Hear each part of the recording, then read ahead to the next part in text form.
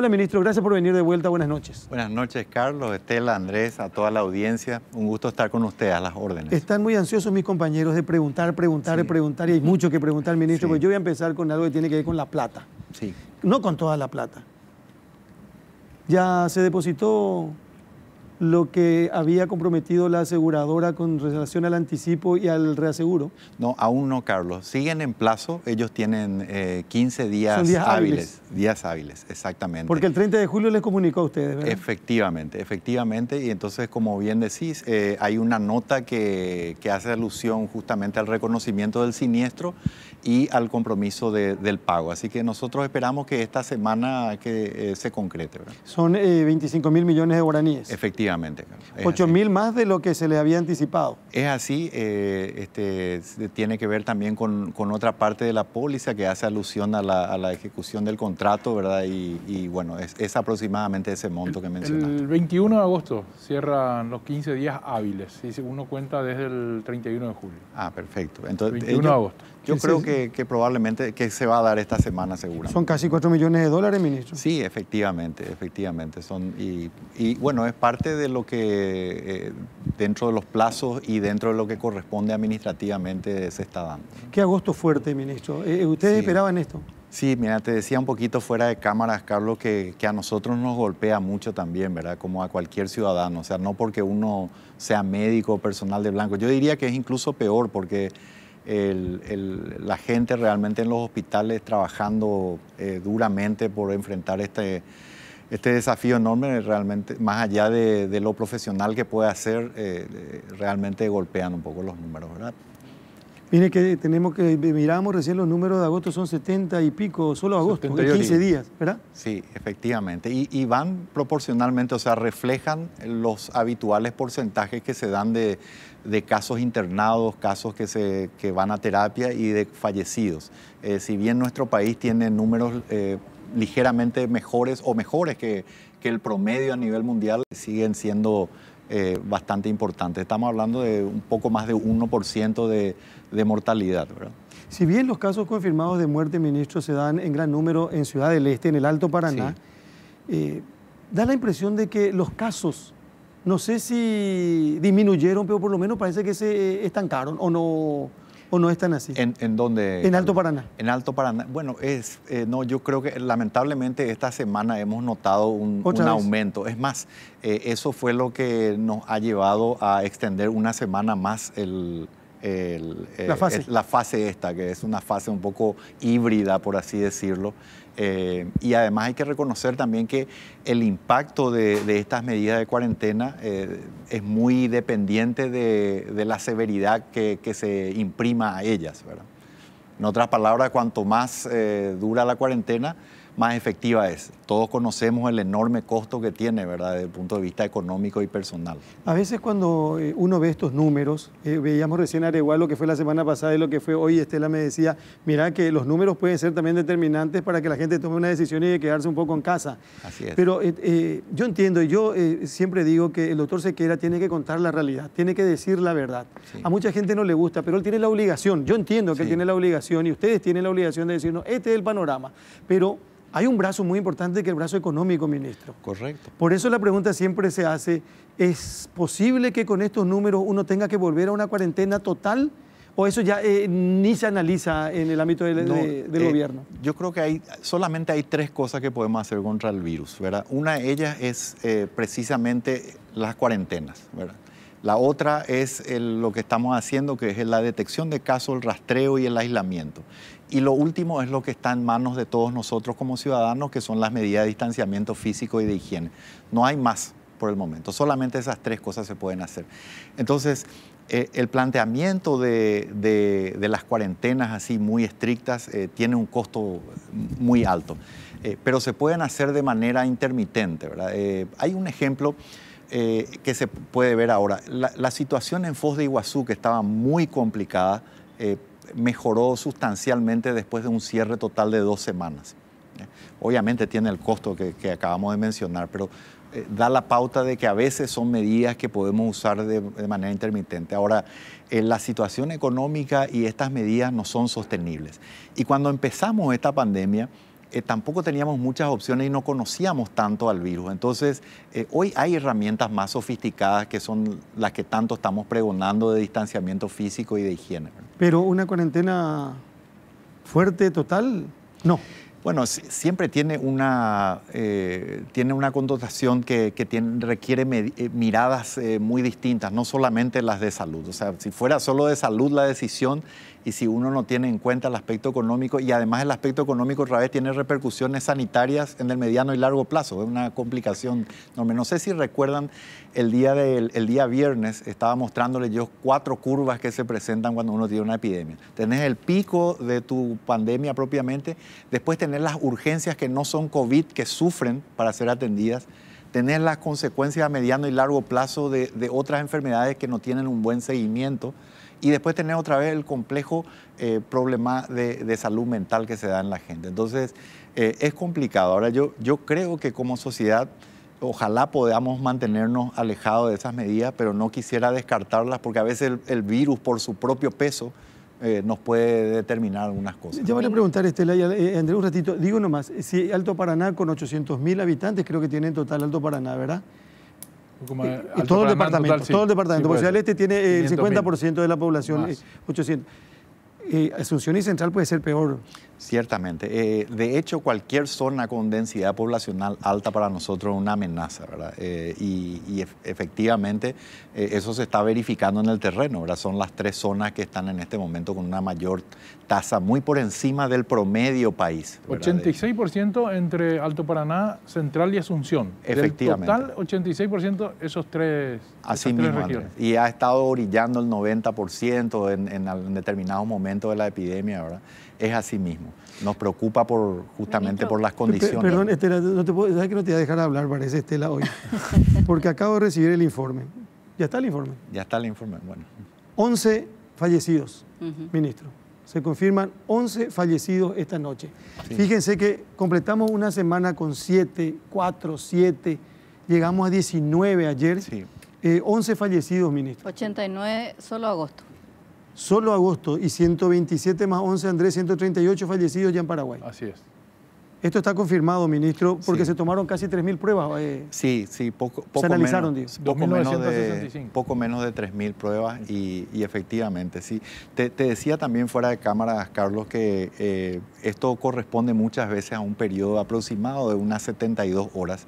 Algunos son test del momento, pero por ejemplo, si una persona acude, hay una duda, se toma el test, y puede caer, por ejemplo, a la noche, entra en el procesamiento de mañana. O sea, no es que hoy murieron 11 personas. No, habitualmente ese grupo corresponde a un periodo de aproximadamente 72 horas. Claro, porque es muy diferente decir, hoy en Paraguay murieron por el COVID 20 personas, en un solo día todavía, eso no tenemos. Claro. Pero es variable y pueden haber en ocasiones también casos no muy claros donde el aspecto de la historia clínica no es muy típico, digamos. Entonces se hace un estudio, esos son casos excepcionales, pero también los tenemos. Ministro, también ocurre lo mismo con la gente que está en las UTI, porque en realidad hay también el número que ustedes dan de gente internada, hoy veo que son 46 en la unidad de terapia intensiva, son gente que están confirmadas que tienen COVID, pero hay otra gente, y es mucha más la cantidad de gente que está internada en otras salas de urgencia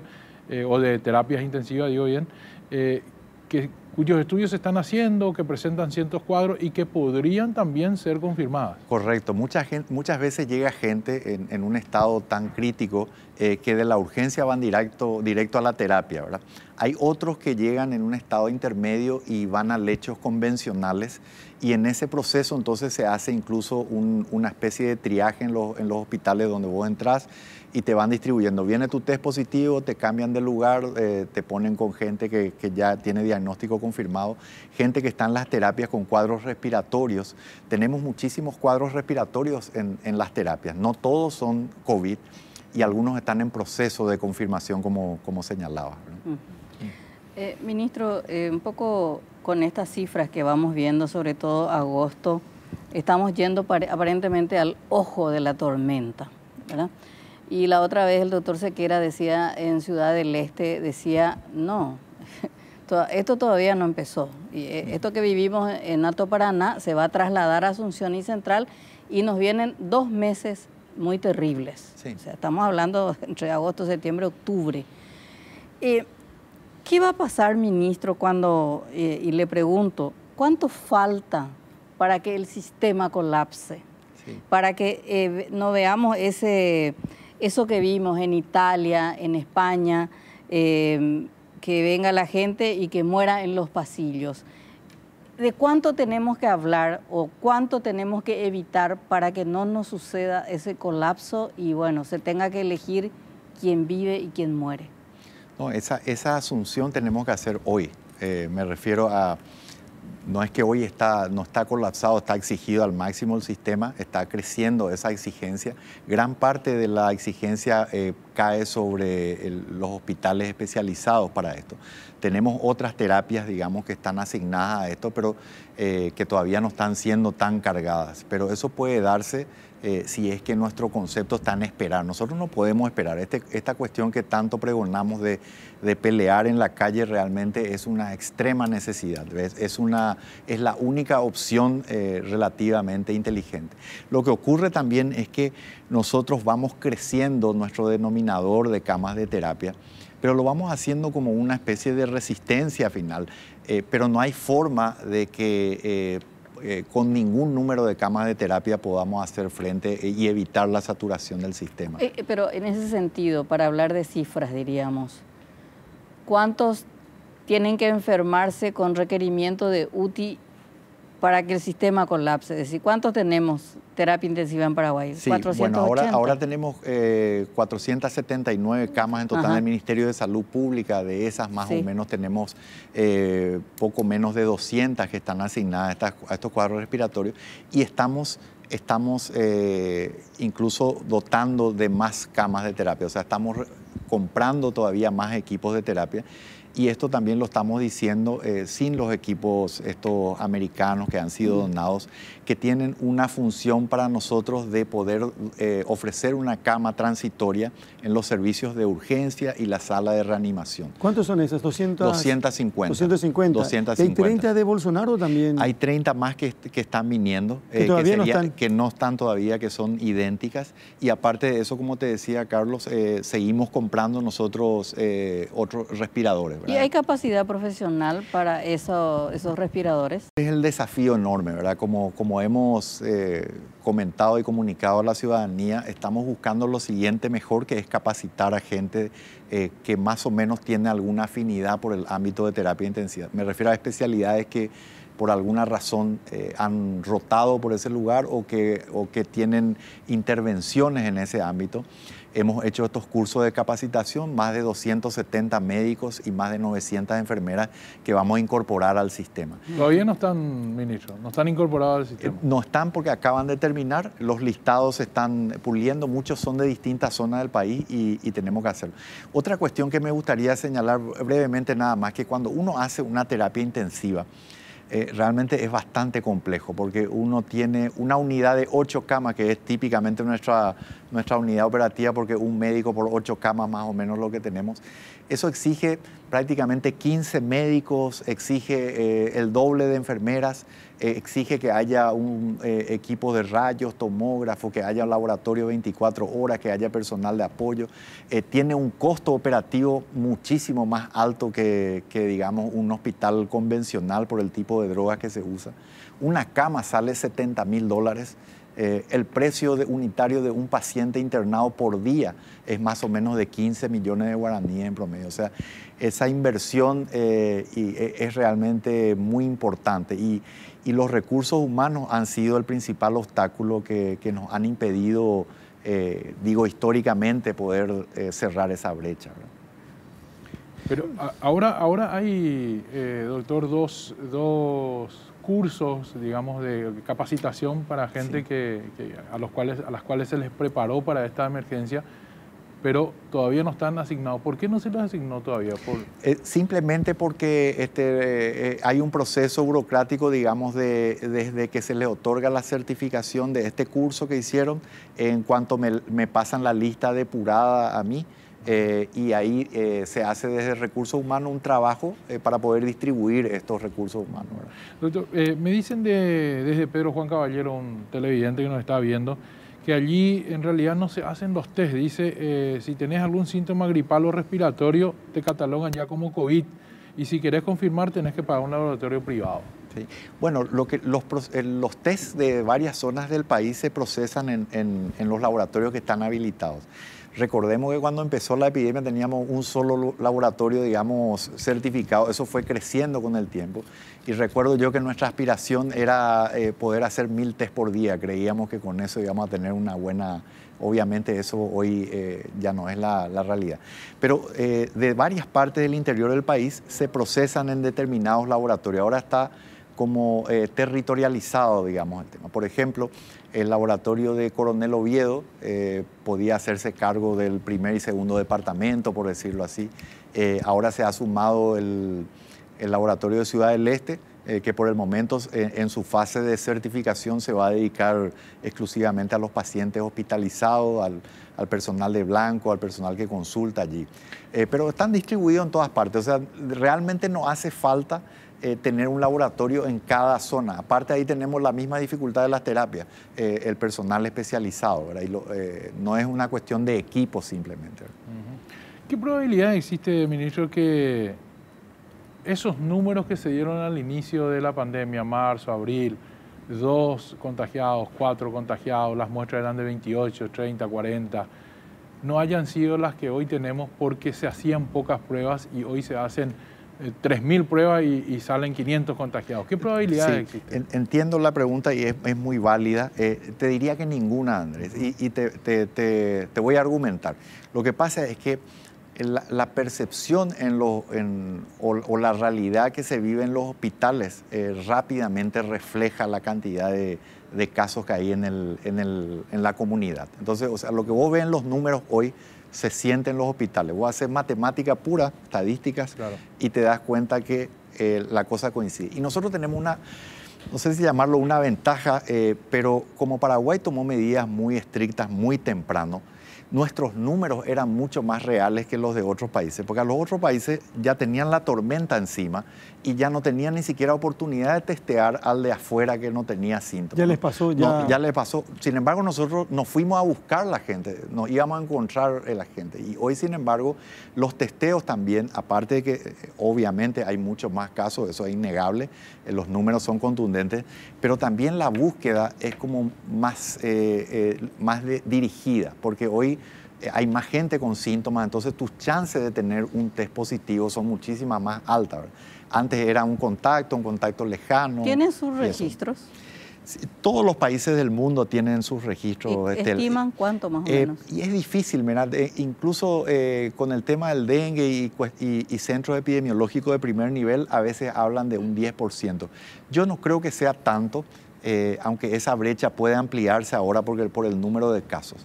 Y te diría que al comienzo incluso era más baja, ¿verdad? A pesar de que nuestro testeo inicialmente fue relativamente bajo, después se situó bastante bien respecto a lo que es la región, ¿verdad? Ministro, este es un tema muy de debate en las redes sociales, sobre todo la semana pasada que así hubo como mucho nerviosismo por la suspensión de los test.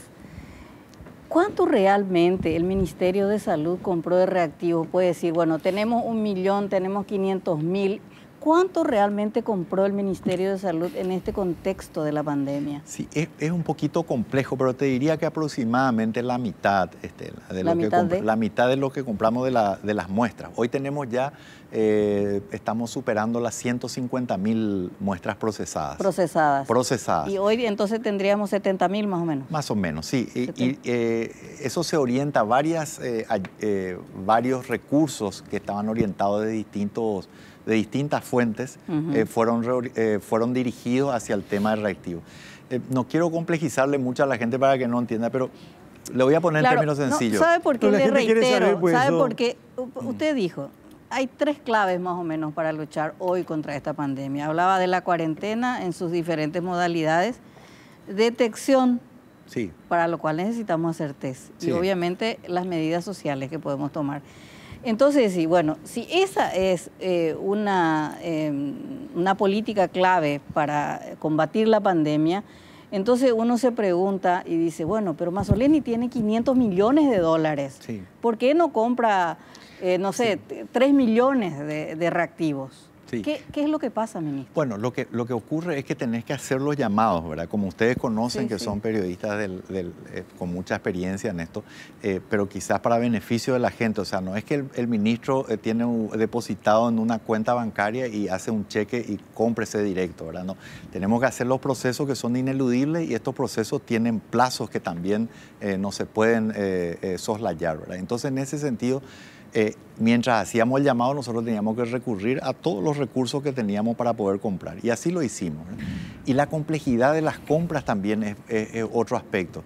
Porque nosotros Pero no le hay decimos, desabastecimiento para comprar reactivos. no, pero tampoco hay un suministro en volúmenes lo suficientemente grandes que necesita el Ministerio de Salud. ¿De dónde se compra? Pero Perdón, de ministro, afuera. perdón, nosotros revisamos Sí. y solamente 20.000 reactivos compró el ministerio.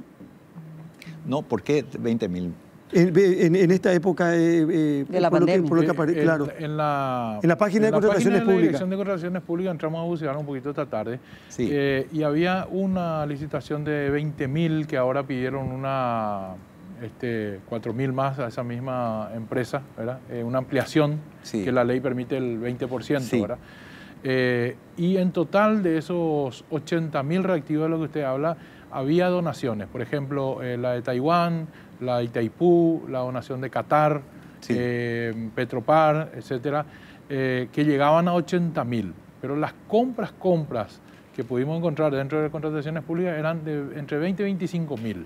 20.000 más ahora creo que otras 4.000, ¿verdad? Sí. Pero sí también hay, y esto quiero que usted me rectifique o me ratifique, el 18, que es el martes, el 18 de agosto, hay una compra de 160.000 reactivos para el laboratorio, para la Red Nacional de Laboratorios, y el 24 de agosto otra de 100.000 para el Laboratorio Central. Así es, y justamente estaba introduciendo cuando estaba hablando de esto, la complejidad de las compras, porque en realidad cuando estamos hablando de este procesamiento de muestras, estamos hablando de un combo de cosas, estamos hablando de el hisopo, estamos hablando de un recipiente donde se traslada ese hisopo, estamos hablando de un kit de extracción, estamos hablando de un reactivo. Exacto. Y otra vez, para complejizar más la cosa, tenemos unos que se usan en el laboratorio central y otros que se usan en el ámbito de las redes, que son los laboratorios que están por fuera, digamos, descentralizados. Entonces, ahí está en gran parte la complejidad de muchas de esas compras. Tenemos un llamado que ha sido adjudicado, que ya tiene un contrato firmado por 250.000 muestras, o que vos hiciste mención. Y lo que mencionabas, la razón por la que de repente no hay una oferta que podamos comprar de una cantidad grande en el mercado, tiene que ver con que hay como una suerte de cupo que tienen las empresas que normalmente importan de China mayoritariamente. Entonces, por ejemplo, Estela dice tiene un consumo para Paraguay de, no sé, 20.000 muestras mensuales, ¿verdad? Y ahora vos le pedís 200.000 a tu proveedor chino, y él no te va a dar, tenés que hacerlo sobre la base de un concurso que ganaste, de una licitación, y eso complejiza un poco el escenario y la planificación de las empresas. ¿Sabe lo que pasa? Yo entiendo, y ustedes saben mejor que nadie, pero nosotros miramos y decimos, ¿cómo vamos a tener el escenario real, el actualizado, si no se toman las muestras? Porque la propia doctora Carolina Aquino nos decía el otro día que tenían 4 o 5.000 muestras acumuladas porque se dio el tema de los contagiados en el laboratorio central. En Senaxa se fue la doctora Rusomando, que tenía un sistema que permitía aparentemente agilizar todas las muestras. Pero que ya no se puede hacer hoy, por ejemplo. Sí. ¿Por qué? Y hay situaciones en las cuales cuando la situación epidemiológica es de un cierto tipo, digamos, y no tenés una circulación viral sostenida, hay técnicas que podés hacer en el laboratorio que te permiten procesar en simultáneo ciertas muestras. Es una técnica conocida y que favorece. Pero cuando ya tenés muchos casos, entonces esa técnica empieza, ya no es tan práctica, ¿verdad? Claro, pero me iba a lo siguiente. ¿Por qué los públicos pueden hacer con tanta efectividad y entregar los resultados pronto. Perdón, los privados. Y lo que a mí, de repente, yo entiendo que alguna gente se va porque tiene plata y porque tiene que hacerse una operación, pero el que no tiene, ministro, tiene que... un análisis en un privado. O sea, lo que te da para el mes Hacienda, vos podés necesitar para una muestra en un privado, ministro. Sí. ¿Cómo se puede solucionar eso? Claro, y de varias formas. Mira, en primer lugar, hay que recordar las proporciones. Hay que recordar las proporciones porque no es lo mismo lo que procesamos nosotros que lo que procesa el privado. Por lo menos no era. Ahora está aumentando, digamos, lo que se hace en el privado. Yo escuché que están en un nivel... Están subiendo cada día Están más. Aumentando, incluso sé que hay un tiempo de espera importante. La otra realidad, Carlos, que es importante que la gente conozca. Perdón, ministro, para puntualizar, esa proporción de la que usted acaba de hablar es de 3.000 muestras que, por ejemplo, hoy se hicieron, 800 más o menos hace el sector privado y 2.200 del público. ¿Cuánto está esa proporción? Mira, no quiero ser impreciso, me gustaría ver los números, Andrés. Esos son números que se pueden fácilmente son los números que yo obtener. averigüé hoy. Bueno, perfecto. Quería ratificar con usted. Yo no lo he preguntado de esa manera, pero sí es mayoritariamente, y sé que el sector privado está creciendo, ¿verdad? Sí. Además hay más laboratorios que han sido certificados.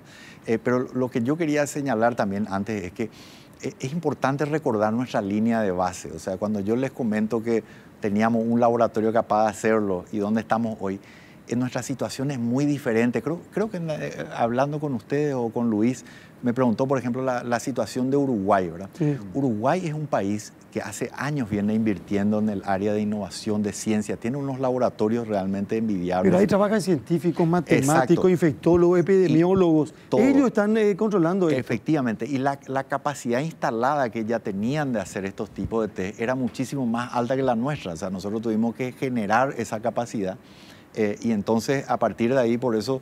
Hoy 3.000 a lo mejor es un número razonable. Hace 2 meses o 3 meses nos parecía que 1.000 o 2.000 era un número razonable.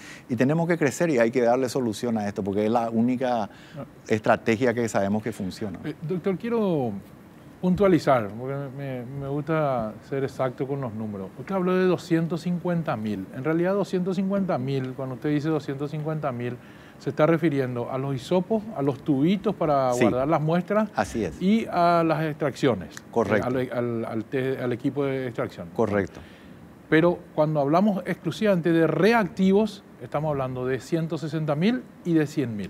¿Es así? Sí, y hay que ver si no se trata también de los kits de extracción, ¿verdad? Por eso no quiero confundir mucho a la audiencia, pero sí decirles que hay por lo menos 3 o 4 elementos que tienen que, como una suerte de combo, que es lo que se tiene que procesar. Y algunos tienen llamados en paralelo. Claro, y cuando, supongamos que el próximo martes se abre ese llamado de 160.000 para la Red Nacional de Laboratorios. Sí.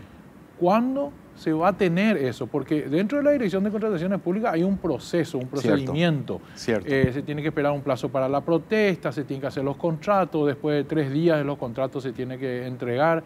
¿Cuándo ustedes esperan tener esas 160.000 reactivos? Sí, bueno, hay que hacer los cálculos, ¿verdad? Pero yo estimo que más o menos en 2 semanas aproximadamente, ¿verdad? 2 semanas a partir del 2 semanas a partir del primeros días de septiembre se podría disponer. Posiblemente. Pero en el interim nosotros tenemos, o sea, no es que no tenemos nada ahora. O sea, nosotros estamos haciendo estos llamados para tener un stock realmente muy amplio, digamos, de estos insumos. Es decir, hay una previsibilidad entre el 18 y el 2-3 de septiembre. Efectivamente. Hay un dato que me cuentan que, por ejemplo, Itaipú paga la muestra en Foz de Iguazú. Eso no sé si usted sabe o no sabe. No sé. No quiero hacer comparación, pero me cuentan, dice que los pobladores de Foz de Iguazú tienen acceso gratis y hay muestras, pero múltiples muestras, ¿verdad? O sea, hay muchas muestras, y que Itaipú se encarga de pagar. ¿No se podría conseguir eso? Sí, mira, yo voy a tener una conversación justamente con el director y también con el director de la fundación, TESAI, ¿verdad? Para ver cuál es el mecanismo que usan ahí.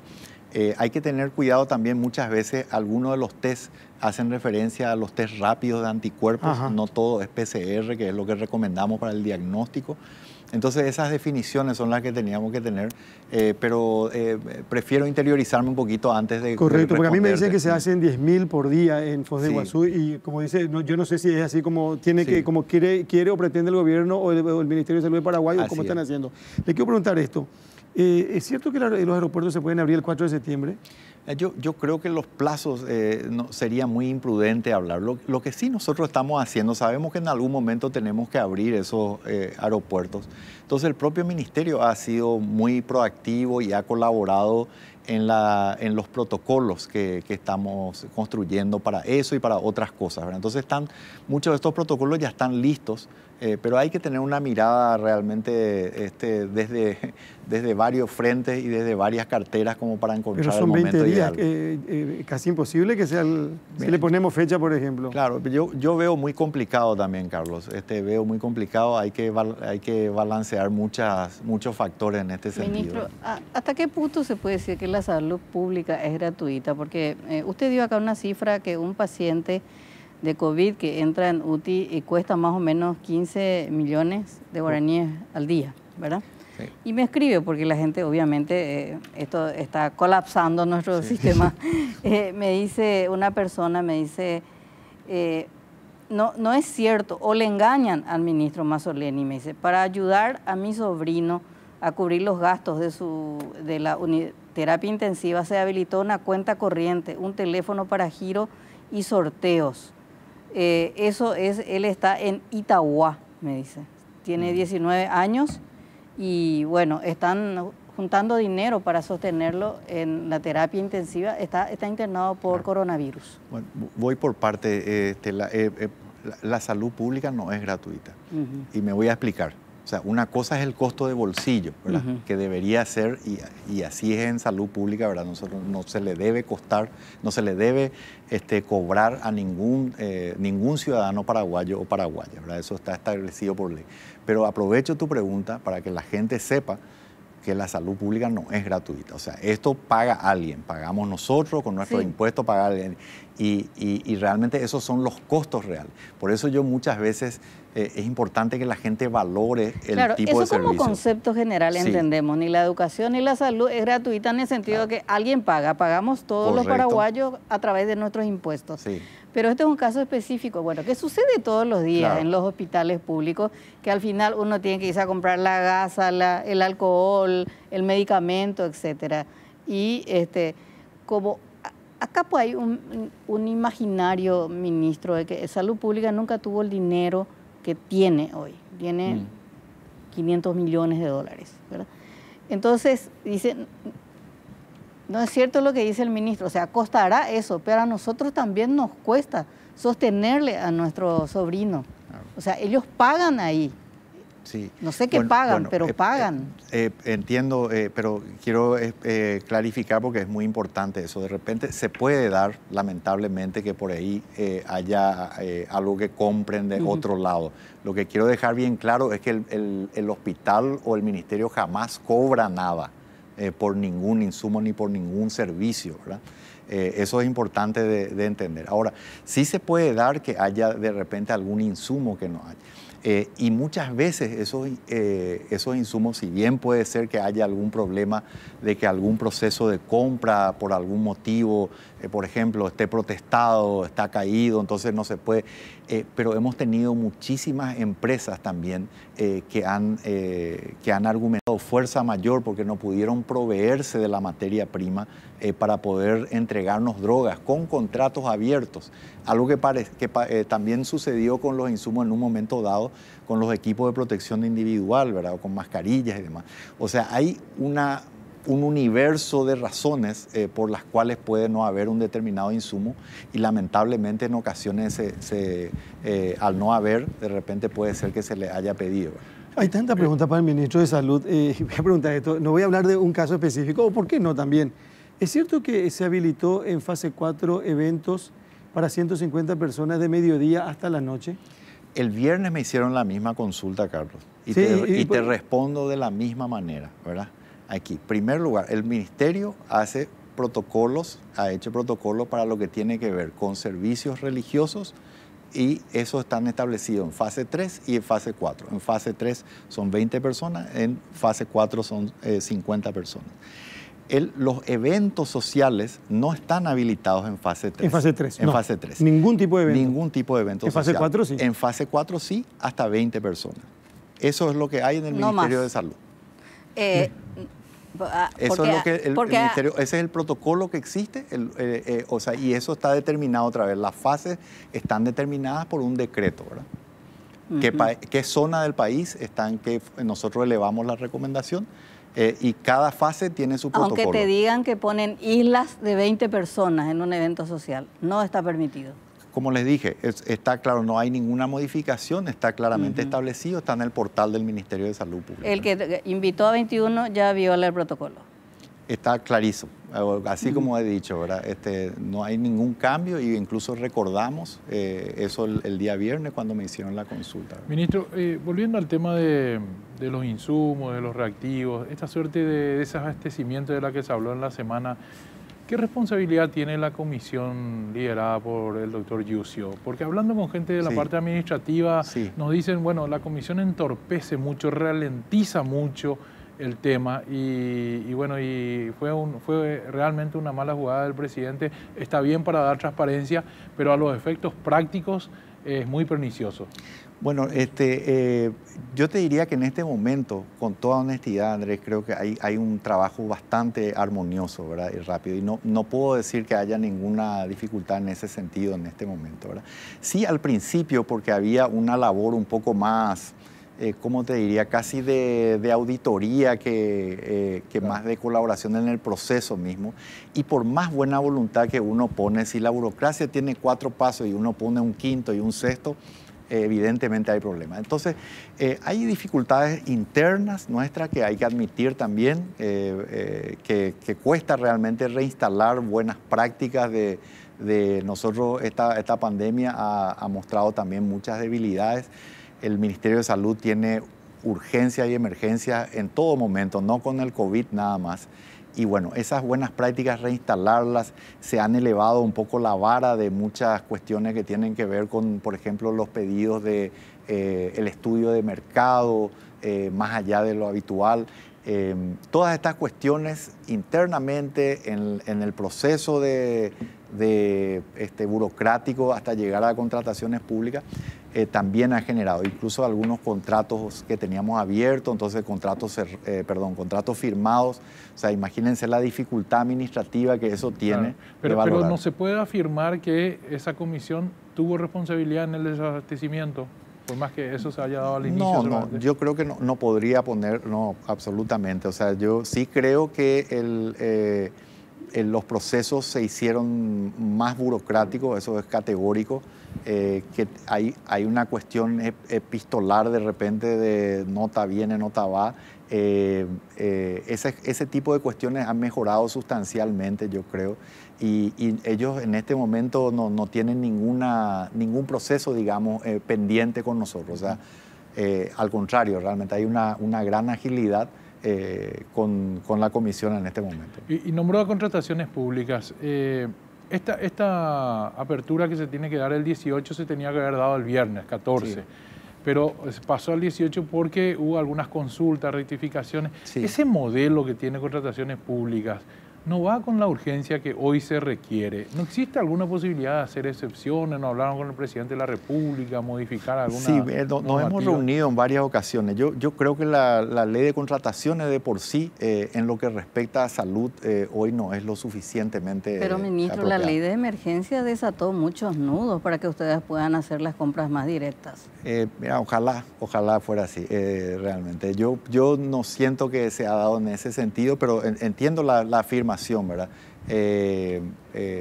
Yo creo que hay algunas cuestiones que se han seguido manejando de un modo que seguramente es el más oportuno desde el punto de vista de transparencia, de buenas prácticas, pero tenemos dificultades con eso. Yo creo que necesitábamos compras un poco más directas, ¿verdad? Pero bueno, ¿no necesita un viceministro de Finanzas, una nueva figura que le agilice esta situación? Yo creo que sí, Estela. Nosotros, de hecho, en el proceso de reforma del Ministerio de Salud, que ha dado un gran primer paso, que son estos 2 viceministerios que permiten reordenar las direcciones en rectoría y asistencia, nos falta esa tercera pata, pero entendíamos también que desde el punto de vista de presupuesto, de nuevos cargos y demás, complicaría un poco hacerlo, ¿verdad? Pero yo, a la vista de esto, que no teníamos en ese momento, Y viendo lo que hoy sé, ¿verdad? Con este par de años dentro de esta institución,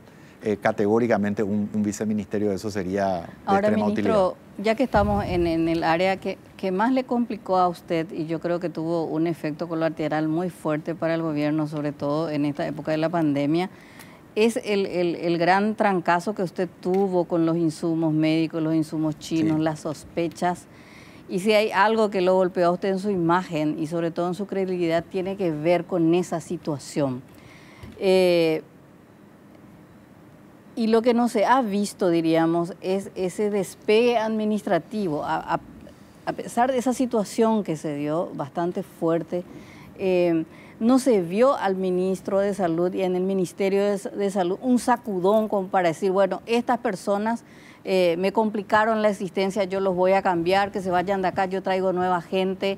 Sí. Y es como que usted se empantanó en esa situación y siempre da explicaciones burocráticas de cómo son las cosas y cómo deben ser, pero usted tiene la lapicera, ministro, y la como para agilizar. Y voy a agregar a lo de Estela, la contundencia del capitán se debilitó.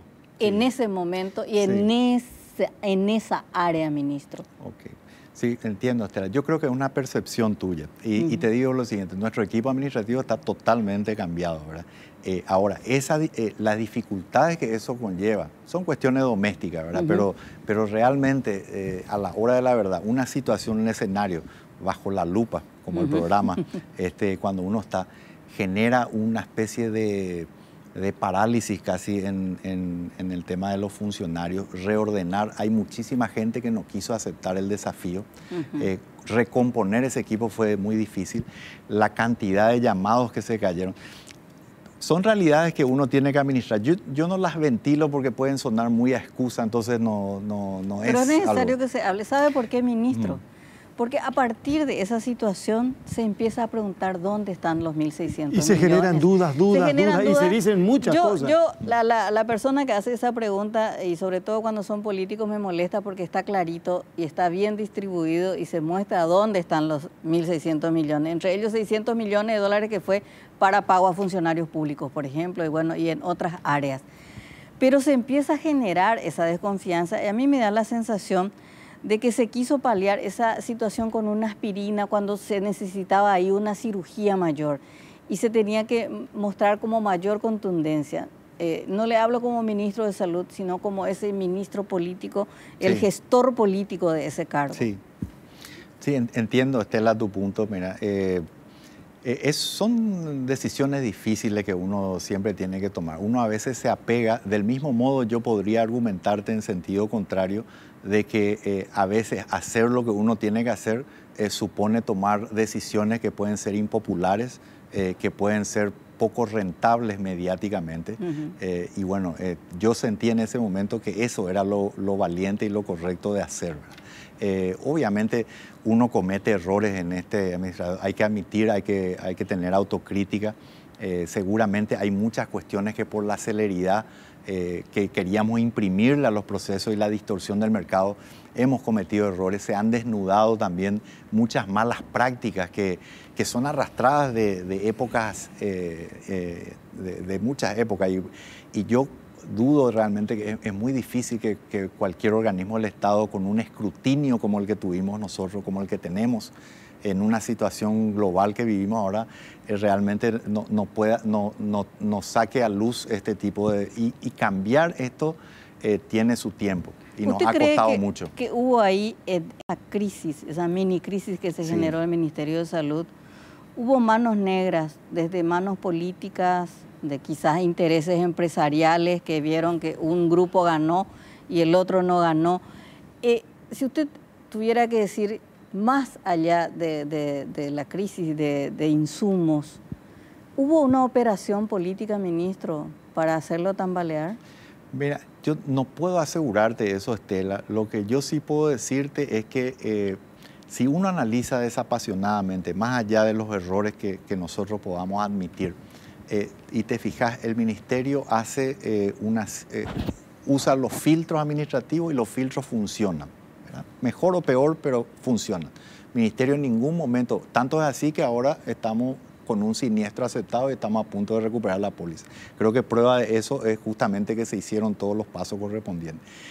Evidentemente a nadie escapa que hay confrontaciones de tipo empresarial, que hay cuestiones políticas que se pueden dar ganancias. Así que yo no puedo descartar ninguna de esas situaciones. Y sí siento que en alguna ocasión, más allá de nuestros errores que podamos haber tenido, creo que hay un fuego cruzado, ¿verdad? Político y económico, del cual el ministerio también fue víctima. ¿Cómo se siente cuando la gente dice Mazzoleni robó todo ese dinero de salud pública? Y le digo así como, sí, claro. Como se escucha. Yo sé que es a lo mejor Sí, mucha irresponsabilidad también. claro. La gente es muy fácil para hablar Sí. Y a nadie pues pide documentos ni argumentos, Sí. sino que dice, pero supongo que le afecta, ministro. Por supuesto, le afecta más que nada por la familia que uno tiene detrás y la familia que a lo mejor no entiende muchas de estas cuestiones, ¿verdad? A mí personalmente, realmente, como siempre les digo, no es una forma o una muletilla. Yo realmente el día que yo no le pueda mirar de frente a cualquier ciudadano o ciudadana paraguaya, ese día voy a irme a mi casa, ¿verdad? Pero ese día no ha llegado. Muy por el contrario, yo sigo muy fortalecido porque sé que se ha hecho mucho y también aquellas cosas que no se han hecho o que se han hecho mal, para mí son como un estímulo, ¿verdad? Porque yo soy una persona cortés, pero soy muy tenaz, Carlos, y en ese sentido siento como un desafío. Acá dice que este equipo administrativo que está hoy en el ministerio, Sí. ¿quién eligió? Yo. Porque me dicen que es muy lento y que no le ayuda. Bueno, ocurre que recomponer, digamos, confianzas, estilos de trabajo, ese tipo de cosas es complejo. Y mucha gente que hoy está al frente es gente que, digamos, estaba en otras tareas muy importantes, como el ámbito de reforma del sistema de salud. Yo tenía un equipo paralelo de dedicación casi exclusiva al tema de reforma del sistema de salud. Y bueno, entonces, como te decía, cambiar todo tiene cosas buenas y tiene cosas también difíciles. ¿Sabe qué me dicen? Que vino gente de afuera para aprender de gente de la casa. Ojalá fuera así. Yo y que a lo creo mejor la gente de la casa no tiene la posibilidad que tiene esa gente de afuera. Eso es lo que me dice el ministro. Sí, bueno, yo te diría que, vuelvo a decirte, hubo mucha gente a la cual le ofrecimos el desafío y que no quiso tomarlo, ¿verdad?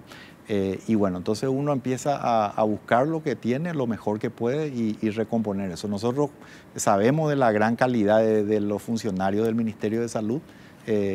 Necesitamos, a veces a la calidad y a la capacidad también hay que dotarle una dosis de coraje, porque para ser funcionario público en estos tiempos hay que tener coraje, ¿no? Yo sé que hablamos ya, Andrés, en la lupa con usted sobre que quedó también, porque lo importante, ministro, es aclarar. O sea, por más que sean acusaciones, usted ya habló con nosotros en la radio de esta, bueno, el clan Ferreira se convirtió así como los malos de la película, sí, con todo lo que sucedió. Y bueno, el ministerio los acusó incluso por estafa ante el Ministerio Público. Y de repente surge esta información de que se los privilegia con un pago a través del banco, diríamos, ¿verdad? Y uno, empezaban a sacar cuentas, claro, como el clan Ferreira va a tener que devolver a partir del seguro los 25.000 millones que le debe al ministerio, entonces el ministerio por una vía indirecta le da los 60.000 millones y al final todo queda bien. Sí. ¿Hubo un privilegio al clan Ferreira? Porque otras proveedoras dicen que pidieron lo mismo, incluso con anterioridad, pero que se le benefició primero al clan Ferreira en esta operación. Dijeron, en otras palabras, se le benefició a los niños malos de la fila. Sí, algo así. Sí. ¿Cómo es eso, ministro? Ninguna posibilidad, cero. O sea, porque parte de una premisa falsa, o sea, se está diciendo, se le otorga un pago o se le otorga ya la cesión de la deuda. Por la información era, ministro Mazzoleni firmó pago millonario a Imedic Eurotech. Esa fue la información. Sí, claro. Y Andrés, yo tengo que darle la razón a Andrés. Andrés discutió esa mañana con nosotros y dijo, no hubo pago, hubo cesión, sí, que es muy distinto. No, ni siquiera hubo cesión, Carlos. Ese es lo que es mi punto. O sea, ¿Ni no cesión? Solamente no se pagó, tampoco hubo cesión. Pero la resolución del decía... ministerio, No, ¿qué dice la cesión de qué? No, el ministerio lo que no cedió, la empresa sí le cedió al banco. O sea, Pero el ministerio ¿qué hizo? ¿Autorizó esa cesión? No, autoriza la cesión de deuda. Estamos hablando en primer lugar, saquemos, no hay pago. Eso lo ya porque también se dijo eso. La cesión de deuda todavía no se hizo porque nosotros estamos en pleno proceso de certificar la deuda. ¿Cómo vamos a hacer una cesión de deuda? Lo que decía el artículo primero de esa resolución. Exactamente. Entonces, lo que se le otorga, digamos, es la posibilidad de que si ustedes tres son acreedores del Ministerio de Salud Pública y se quieren sentar a la mesa para discutir de la cesión de deuda futura en un calendario que todavía tiene que establecerse, que no está establecido, en un monto que tiene que establecerse, que todavía no está establecido, lo que ahí solicitan es una autorización de que en vez de Andrés Riquelme se siente Juan Pueblo o otra persona. Esa es la cuestión. Y sin perjuicio de lo que se discuta en términos de que si se acepta o no la certificación de la deuda, ahí va a verse o no. Se sienta alguien más, no hay ningún privilegio. El ministro tiene compromiso, creo que... Sí, yo tengo un par de preguntas. Y nosotros tenemos 100 preguntas también para el ministro. Sí. Pero no, quiero aprovechar nomás esto. Sí. Vamos a repetir, por favor, los números de esta noche, porque es muy importante para que el ministro nos diga dónde estamos hoy, cuál es la situación. Y tiene que ver, reiteramos, 11 personas fallecidas. Eso está plenamente confirmado, el informe lo dice así. Fíjense, llegamos en agosto solamente a 89 fallecidos. Solo en 16 días de agosto, 89 fallecidos. Y aquí tenemos los datos. Andrés, por favor. Sí, a ver, enseguida va... Ahí tenés. Ahora sí, procesamos 2.965 muestras, 410 positivos, 406 casos comunitarios y 4 del exterior, todos aislados. Lamentamos informar 11 fallecidos, dice el Ministerio de Salud, 165 internados, 46 en unidades de terapia intensiva, 193 recuperados, sumando así 6.034. Total de confirmados 9.791 casos. Y los casos provienen de Alto Paraná 210. Correcto. Capital 71, Central 66. Ahí entre Alto Paraná, Capital y Central tenemos más de 300. Se sigue manteniendo el mismo promedio porque en general el promedio es Alto Paraná 42%, Capital es 28% y Central es 16%. Entonces sumados estos tres dan 86 y se mantiene ese promedio. Ahora, mucha gente me está insistiendo con algo que ocurrió en el INGAVI hoy, que yo creo que el ministro no tiene respuesta de eso. Claro, porque es IPS. Porque es IPS, ¿verdad? Pero ¿algún informe va a tener o no tiene ningún informe? En términos generales, no sabría decirte sobre el evento puntual, a lo mejor no, ¿verdad? Si hay una pregunta general que se pueda asociar a ella. No, porque dice que no podemos, pero podemos hablar nosotros, Andrés, más tarde con el director del INGAVI. Para escuchar la versión que tienen ellos. Bueno, pero quiero insistir, perdón, Estela. Sí. Con estos números, con estos datos, hoy 16 de agosto, ministro, esto significa preocupación. Absolutamente, Carlos. No se puede decir una cosa por otra. Realmente es preocupante. Está generando una exigencia enorme al sistema de salud. Es así. Por eso, a riesgo de ser reiterativo, creo que quiero volver a instalar la necesidad de que realmente nosotros nos podamos aferrar a estas medidas de higiene, de distanciamiento físico, de mascarilla y de lavado de manos. Realmente eso salva vidas y es la jugada inteligente para hacer.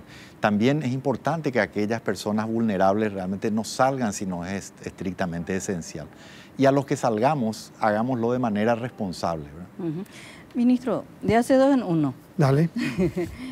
Quiero hablar de esperanza, por un lado, la vacuna. Sí. La vacuna que hay que aclarar, no lo vamos a tener este año, lo vamos a tener recién el año que viene. Sí. ¿Por qué en Paraguay no se pueden hacer las vacunas como se hacen en Argentina y Brasil? ¿Y qué pasa si un laboratorio paraguayo decide hacer, por ejemplo, traer la vacuna rusa? Sí, es cuestión de tiempo nomás, Estela. Hay algunos laboratorios paraguayos que están trabajando en lo que se conoce como Grupo General Biológicos.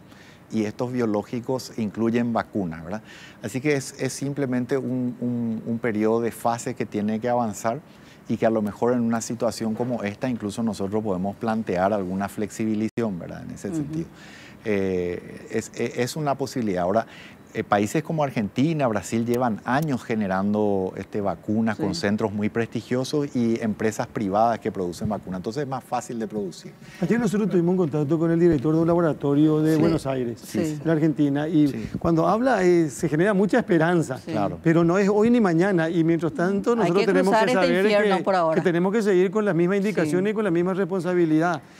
Lo que pasa, y siempre insistimos nosotros, Estela, Andrés, desde los medios, el espacio donde estamos, independientemente de lo que haya pasado con el dinero, que se pone en duda, que se hizo mal o que se hizo bien, es una cuestión que uno no puede olvidar ni no puede permanecer indiferente. Pero el compromiso está en cuidarnos todos los días y todos. Sí. Eso tenemos que saber categóricamente. Ayer se cumplieron 2 años del gobierno. Y si hay una palabra que en cierta forma define al presidente de la República por la forma de gobernar, es debilidad, ministro. ¿Cómo usted le ve al presidente en estos 2 años? Yo tengo, tengo la oportunidad de un contacto directo con él, ¿verdad? Yo creo que él tiene un estilo de liderazgo muy democrático, de respaldo. Es firme cuando hay que ser firme y también respalda mucho a su gente, deja mucho trabajar. Yo puedo hablar por mi relacionamiento y por lo que veo más o menos, pero en particular con nosotros, yo creo que, ¿por qué no nos atenemos a los hechos, verdad? El Paraguay fue el primero en tomar las medidas restrictivas que se dieron en toda la región, en todas, antes que ningún otro país. Y lo hicimos con 2 casos. Y lo hizo en base a un pedido técnico, digamos. Yo creo que eso exige muchísimo coraje. Entonces me parece que hablar de debilidad, desde mi percepción, por lo menos no se ajusta a la realidad, de lo que yo vivo y lo que yo siento. Ministro, me preocupa un temita que estuvimos mirando hoy, el tema del 18, que me parece lo más relevante últimamente por el momento que estamos viviendo, esa licitación del 18. Es para la Red Nacional de Laboratorios, donde está Ciudad del Este, está Coronel Oviedo, está Encarnación, San Lorenzo y Barrio Obrero. Son 5 hospitales. Sí. En la licitación... IMT también está, y hay unos cuantos más, sí. Y se van a sumar otros. Sí. Y en la licitación habla de los 160.000 reactivos, pero también de equipos para los laboratorios que tienen que entrar en comodato. Y le da 20 días a la empresa para que instale esos equipos. Sí. ¿Qué pasa en esos 20 días? Igual el Ministerio o esos hospitales van a atender, van a trabajar en esos 20 días o tienen que esperar esos 20 días que se equipe. Sí, bueno, va a variar. Seguramente se va a hacer de una manera escalonada. También se trabaja sobre la licitación, va a hacerse sobre base de lotes. Entonces, de esa manera vamos a poder... Va a suponer un problema práctico, logístico, pero ya se está abordando eso. Si tiene que definir hoy nuestra situación como país, desde el punto de vista de salud, ministro, ¿cómo define? Bueno, yo creo que es preocupante. Estamos en una etapa que a lo mejor los números absolutos, sobre todo si uno los compara, puede no parecer preocupantes. Pero yo siempre soy de la teoría y le transmito eso a todo nuestro equipo, de que nosotros tenemos que pensar en Paraguay, ¿verdad? Paraguay es nuestra realidad. Entonces, los números son preocupantes realmente y creo que tenemos que usar todas las estrategias que están disponibles. Las 3 que hablé antes, ¿verdad? Ojalá que nos haga falta la necesidad de plantear una cuarentena y si se diera que fuera el menor tiempo posible. Pero en el interín podemos hacer lo demás y lo demás tiene impacto real. ¿Y qué tiene que pasar para que se plantee una cuarentena? Y bueno, el propio peso de la epidemia nos va a obligar a todo, ¿verdad? Las fábricas no van a poder trabajar porque sus empleados están enfermos, los negocios cierran, hay una serie de elementos, los hospitales están con más personas de las que podamos incluso recepcionar. O sea, ese tipo de cosas es lo que tenemos que tratar de evitar, ¿verdad? Todo lo posible.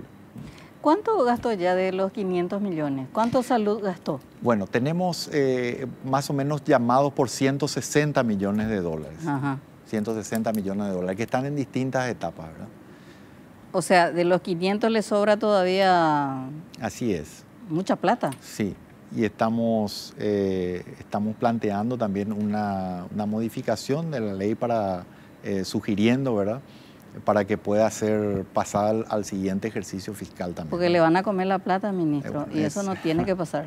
Esa es la lucha, sí, sí. Usted dijo que no es un cobarde, por eso no se va. Sí, así es, Carlos. Así es. Imagínate en este momento que la cuestión está más difícil y complicada, ¿verdad? Pero lo hago desde, esa afirmación lo hago también desde la humildad, Carlos, de alguien que se siente útil, que siente que esta administración ha hecho mucho por la salud. Algunas cuestiones son un poquito más glamorosas que otras, por eso, y tienen más mediatización que otras. Pero en general, hoy no hubo tiempo para hablar de lo que hicimos en estos 2 años, pero todo lo que se hizo en el área de atención primaria de salud, lo que se hizo con los hospitales que están con tecnología, lo que se hizo con la Red Nacional de Laboratorios, lo que se hizo los concursos para poder cerrar la brecha de las construcciones de unidades de salud familiar. O sea, una serie nosotros tenemos bien claro cuáles son los 3 pilares donde abordar, y ese modelo preventivo y de promoción lo queremos instalar. Ministro, para cortar con el tema de las protestas, ¿puede aclarar una vez más quiénes van a cobrar el plus? ¿La gratificación? Sí, bueno, la gratificación, o sea, el Ministerio de Salud ya pagó la gratificación a personal de blanco y personal de apoyo, ¿verdad? Sé que hay un cambio en la ley con media sanción en la Cámara de Diputados, que está viendo también lo que tiene que ver con el sector administrativo. Hay otros subsistemas de salud, IPS, Hospital de Clínica, además, que todavía no han abonado. Y bueno, o sea, eso es lo que falta, pero el Ministerio de Salud ya ha pagado a todo el personal de blanco y el personal de apoyo. Si hay algunos funcionarios que creen que se ha incurrido en un error, hay caminos institucionales para poder revertir eso. La Dirección de Recursos Humanos está esperando eso y está lista para poder hacerlo. Sí, eso es lo que tiene que agilizar, ministro, porque los médicos, las enfermeras, Sí. los administrativos, están trabajando el doble y el triple. Claro. Me parece que ahí hay que como, parece que empujarle más al sector administrativo, ¿verdad? Sí, es complejo. Ahora, en este caso, lo que nosotros planteamos fue un sistema que tiene que ver en base al nivel de exposición, digamos, y bueno, ese criterio es el que también llevó un poco de tiempo de depurar las listas, porque lamentablemente a veces hay casos en donde también tenemos gente que no está a la altura de las circunstancias. Entonces eso también tiene su trabajo, que tiene que ser muy minucioso y detallado. En algún momento Estamos tuvo cerrando, que Andrés, por favor. priorizar la salud de la gente a la cuestión administrativa. Me dicen que sí, que en algún momento tuvo que ser valiente y priorizar la salud de la gente en un caso específico. Mira, hay varias veces, Andrés, lo que pasa es que a veces cuesta un poco disociar el médico del administrador, ¿verdad? Y creo que nunca hay que perder tampoco esa esencia del médico cuando uno ve esto. Porque al final del día, digamos, si uno se queda solamente en la parte burocrática, administrativa, las urgencias son complejas. A nosotros nos obligan a tomar a veces ciertos riesgos. Al límite estamos muchas veces con la cuestión normativa. Y sí, creo que dentro de lo posible y dentro de lo que me permita todo el margen de la ley, obviamente sí, vamos a seguir tomando esos riesgos. ¿Qué le impactó más de esta pandemia? Realmente cuesta mucho ver el desgaste.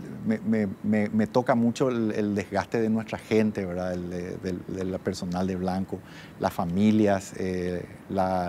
Hay muchos factores realmente. La fatiga que hay. Es realmente muy meritorio, porque acuérdense que nosotros salimos de la epidemia de dengue y entramos en esto. Eso me parece que el compromiso de mucha gente, la mística, siempre yo tengo críticas internas que son naturales, normales, pero cómo esa cohesión a la hora del objetivo mayor se puede dar todavía, incluso de muchos sectores que están y con los cuales yo tengo un diálogo fluido, pues la gente puede no saber eso, pero mucha gente que cuestiona mucho al Ministerio de Salud Pública o a mí personalmente, ¿cómo puedo decirle? Por fuera tiene la grandeza de conversar y apuntar a las soluciones de los problemas que son grandes. Eso yo valoro mucho, así que, y realmente me ha impactado, ¿verdad? 575.000 millones de guaraníes tiene el Ministerio de Salud. que están, exacto, que ya fueron transferidos, digamos. De o sea, lo que tiene fue disponible, asignado, que tiene sí, disponible, que está asignado, en su cuenta sí. tiene el Ministerio de Salud. Sí. 575.000 millones de guaraníes Sí. tiene hoy. Sí. Ministro, las limpiadoras no cobraron. Mira, tendrías que darme una precisión de eso, Con respecto Carlos, a dónde están y en qué... Porque ya se hicieron los pagos, puede haber algún problema particular. Incluso tuvimos retrasos de gente que envió los listados muy tarde, entonces no pudo procesar. Pero en línea general, el personal de apoyo, que incluye limpiadoras, que incluye chofer, que incluye camilleros, todos ellos debieron haber cobrado ya, salvo alguna de estas ¿Qué cuestiones tiene que puntuales. suceder para que usted diga, yo hasta aquí llego, no trabajo más, renuncio? ¿Qué tiene que pasar para que usted tome esa decisión? Bueno, tiene que haber algún tipo de confrontación ética que para mí sea inaceptable. Por un lado, tiene que haber una falta de apoyo de mi familia y obviamente sentir que no haya una confianza o un respaldo, ¿verdad? ¿Del presidente? Del presidente. Para cerrar, ministro, sé que nos entendimos unos minutos más, pero ¿qué le dice hoy a la gente que le está mirando? Porque usted es el ministro de Salud, Sí. y nosotros estamos pendientes de todo lo que se indique y todo lo que se haga. Podemos cuestionar, criticar, hablamos del dengue. Hoy esta mañana estuvimos en un centro oncológico integral, ministro, pero de primer nivel, que es Revita, que está al lado de la costa. Fuimos a mirar, fuimos a revisar, hicimos el programa esta mañana de ahí. Es un sirio libanés, por ejemplo, instalado en Paraguay. Yo entiendo que mucha gente va a poder acceder y va a dejar de ir al Brasil con ese sanatorio. Mucha gente va a seguir peleando por su medicamento oncológico de todos los meses. O sea que hay muchas... Está la pandemia, está el coronavirus y hay muchas cuestiones todavía que resolver en el ámbito de la salud, como el tema oncológico. Pero hoy, aprovechando este momento, con relación a la situación hoy del país, ¿qué le dice a la gente, ministro? Le digo que realmente este es un momento que necesitamos, no culpables, necesitamos soluciones y necesitamos la solidaridad de la gente. De este lugar tenemos que salir todos juntos. Hace poco la Organización Mundial de la Salud se planteó una cuestión que creo que es válida para nuestro país y que decía que mientras haya un lugar que tenga casos de COVID, la amenaza para todo el mundo, sí. Lo mismo pasa en nuestro país y creo que habrá un momento después para hacer las valoraciones pertinentes, pero hoy tenemos en nuestras manos la posibilidad de poder mitigar la propagación del virus. Creo que la necesidad de que trabajemos, que estemos aunados como pueblo paraguayo, hoy es absolutamente esencial. Y bueno, ya la historia ha demostrado que el Paraguay siempre ha estado a la altura de esta y tiene un poder de resiliencia realmente incalculable, ¿verdad? Y yo creo que eso se va a dar, ¿verdad? Tenemos que seguir peleando juntos. Mientras pueda mirarle la cara a la gente, va a seguir en la función. Así mismo es, Carlos. Gracias por venir a Bajo la Lupa. Muchas gracias. Muy amable. El ministro de Salud, el doctor Julio Mazzoleni.